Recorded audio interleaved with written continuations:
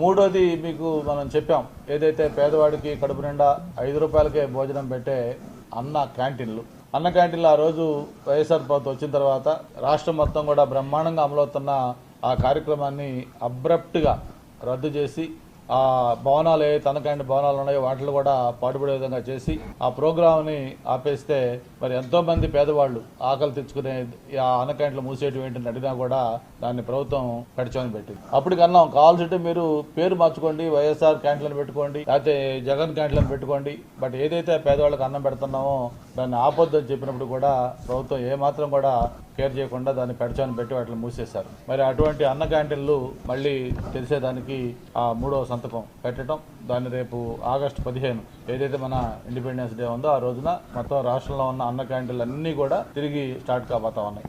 ఎక్కడైతే అన్న క్యాంటీన్లు భవనాలు ఉన్నాయో అవన్నీ కూడా పాడుపడిపోయి ఉంటే వాటిలన్నింటిని రిపేర్లకు కూడా మొన్నే మున్సిపల్ మినిస్టర్ గారు ఆర్డర్లు ఇచ్చారు.